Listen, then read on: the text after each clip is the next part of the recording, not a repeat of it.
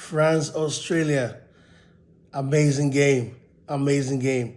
I'm not gonna lie, as soon as the game started, after Australia got that goal by Goodwill, I actually thought that it was gonna be a repeat of what happened in Japan, Korea 2002, where Senegal shook the world and beat France in the very opening game of the tournament by 1 goal to none, scored by I think it's Baba Diop that scored that goal for Senegal. And if you recall back, that team just was full of superstars, the French team.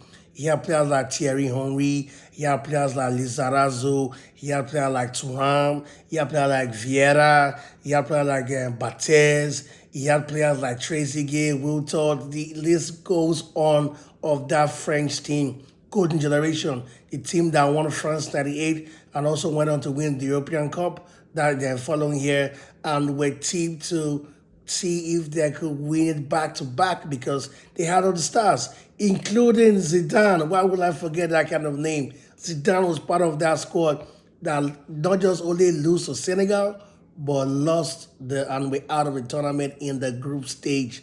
So after that goal today by Oxys, I'm like, oh my goodness, is history finally going to repeat itself?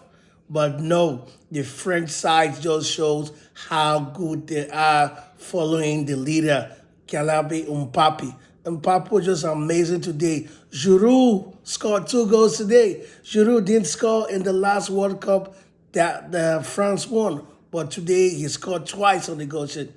The French guys were just so amazing, and towards the end of the game, they literally ripped the Australians. Then they could not really find their bases anymore, even if they started in a very high momentum. But the French guys were able to humble the Australians and, put them where they belong and show why they are world champions. But there's a saying that can this French team, because it's still in the area of the Golden Boys that just won the last World Cup. Can they win it back to back? But if you want to go to countries that won it back to back in history, it goes back to fight back at the World Cup in Italy was the first country to win it back to back in 1934 and also 1938. The Italians were able to hold that title, win it back to back. Follow suit with no, also the golden era of the Brazilian team that had players like Pele and players like Garuncha and a player like just name a few of those superstars who were at that time paraded by the Brazilian team. They actually won it back to back too in the year 1958 and also in the won it the following World Cup, which was done in 1962. So those are the two countries that have been able to win the World Cup back to back. The question now is the big question: can this French side deliver and live up to the high expectation that they have? Because they genuinely have a very good team and they have these boys that people think they can win the World Cup. Can they do it back to back? Well, they started in flying colors today by defeating Australia by 4 goals to 1.